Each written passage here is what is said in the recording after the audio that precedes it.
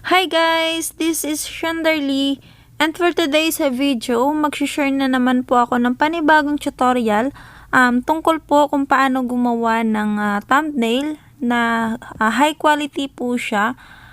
Kung sino yan ang nakapanood sa aking unang tutorial na video about din po sa pag-edit ng thumbnail na gamit po ang PicsArt.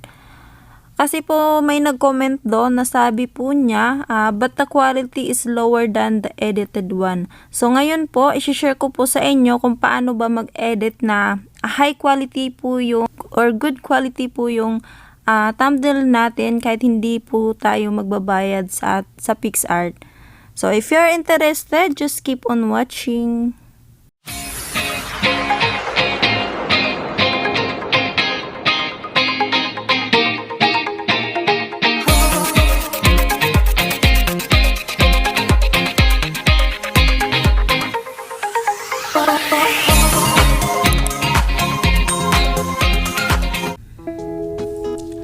Ngayon, punta po tayo sa ating, yung topic nga natin is about PicsArt. So, punta po tayo sa ating PicsArt.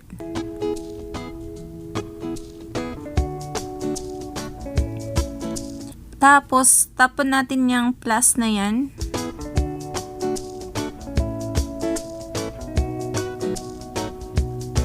Ngayon, scroll nyo po sa baba and then, kuha po tayo ng ating background.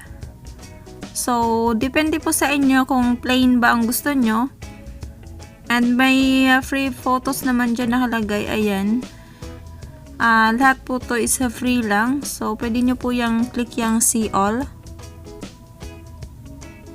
So, lahat po yan is free.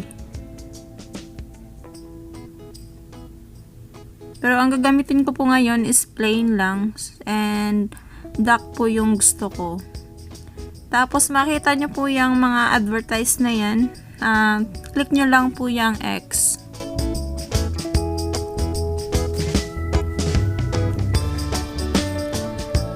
And bago po tayo mag-start mag-edit, make sure po muna na yung background nyo is nakalagay po sa 16 by 9. Kasi usually po ginagamit ng YouTube sa ating mga thumbnail is 16 by 9. So, tapon natin yung tools. And then, crop. Tapos, ilagay nyo po sa 16 by 9. Tapos, check.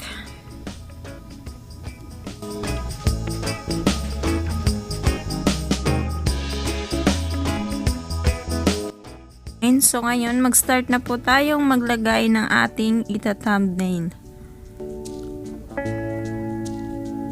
So, maglagay po muna tayo ng ating mga word or kung anong ilalagay natin sa ating thumbnail.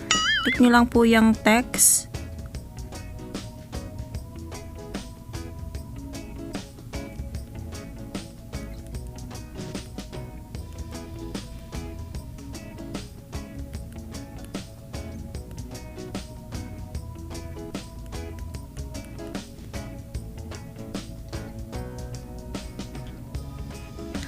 So, ito na po yung problema ng nag-comment guys. Sabi niya po, but the quality is lower than the edited one. So, paano po ba natin magagawa ng paraan? Paano po natin siya malagay sa good quality? So, ang problema po natin ngayon is yung kulay niya lang po. So, i-click nyo lang po yung tinype nyo or tinype natin. Tapos, click nyo po yung color. So, makikita nyo po yung mga kulay na yan. Ayan. So, wag po kayong kukuha dyan ng kulay. Ayan. So, wag po kayong kukuha dyan. Dito po kayo kukuha sa may gilid. Ayang bilog na yan. Sa may bandang kaliwa. Click nyo po yan. Tapos, kung ano pong gusto nyong kulay, halimbawa yellow, ilagay nyo po yung bilog na yan sa yellow. Ayan. Ayan, patakbuhin nyo lang po. So, make sure na nakalagay po siya sa yellow. And then, make sure din po na dito sa baba, kailangan naka-full po siya. So, kung dito po siya nakalagay, so, bali blurred na po siya. Ayan. Papansin nyo yung yellow na yan. Hindi na po siya yellow na yellow. So, parang may halo na po siyang puti. So, make sure na nalagay nyo po sa pinaka-yellow. Dito po din sa gitna. Ayan. Ayan. And then, i-check nyo lang po. So, ayan po. Yellow po siya. So, bibigyan ko po kayo ng example kung dito po kayo kukuha ng yellow. So, pansin nyo naman po, ayan pong mga yellow na yan. Hindi po siya yellow na yellow. Yan. So, dito po kayo kukuha sa may bilog. Okay. So, example then red. Yan, lagay po natin sa red. Yan. Then check. So, ayan. Pulang-pula po siya. And then, lagyan po natin ng stroke. White. Yan. So, kitang-kita po yung kulay niya. Ngayon, kung gusto nyo pong lagyan ng sticker, ayan, click nyo lang po yung sticker.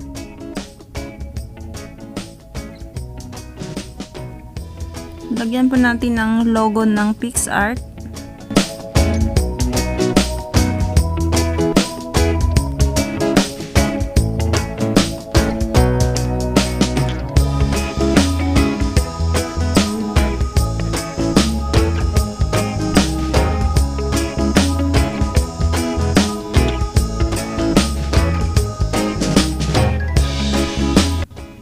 Tapos mag-a-add din po ako ng picture ko. So, click nyo lang po yung add photo.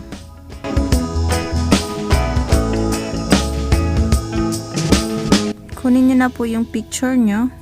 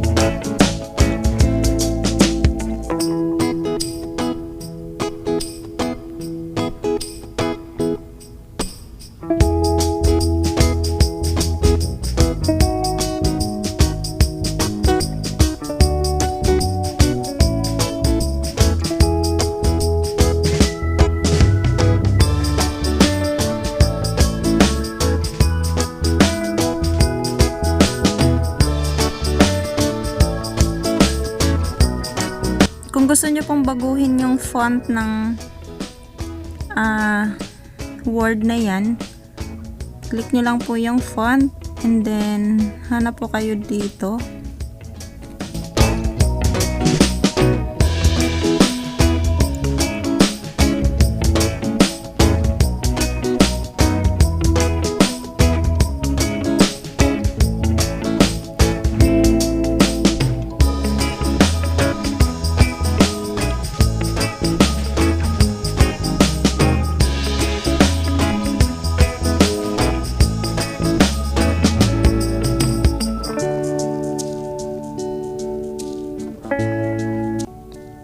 Tapos, lagyan po natin ng kulay. Click nyo lang po yung color.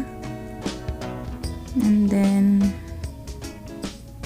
lagyan po natin ng kulay red or pink.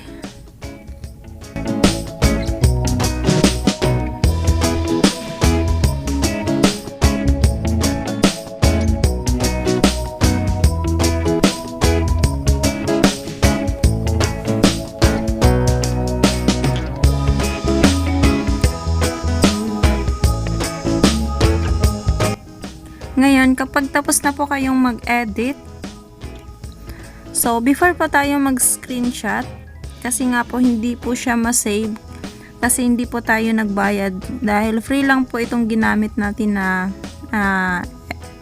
wala po tayong binayad sa ating PicsArt. So before po tayo mag-screenshot, make sure po muna na yung brightness ng inyong cellphone is nakalagay po siya sa pinaka full.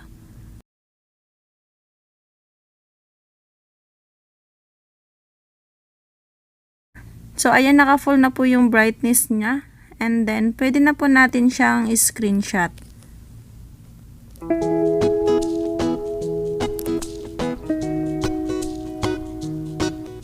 Ayan, automatic na po yun na save sa ating gallery.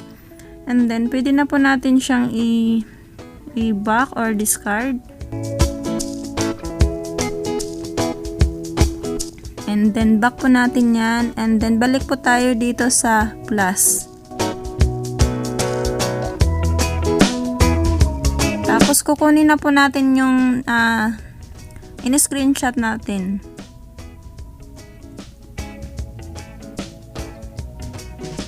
Close lang po natin yan. So, ayan na po yung in-screenshot. And then, click nyo po yung tools.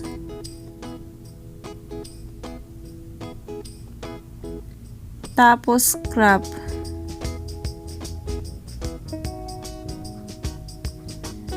So, i-crop na po natin siya. Or pwede pong pindutin po natin tong 16 by 9. So, direct na po siyang maging 16 by 9. And then, ipwesto na lang po natin siya doon sa ating buong thumbnail.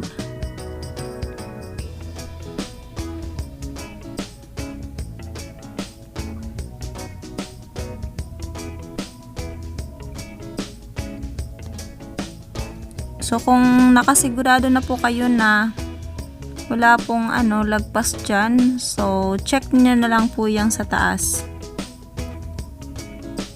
So, ayan. Pwede na po natin siyang i-save. Save to your gallery photo. So, ayan, na-save na po siya. I-back po natin siya, and then tingnan po natin sa ating gallery. So, ito yung in-screenshot ko kanina. Ayan. And ito po yung final na ginawa natin.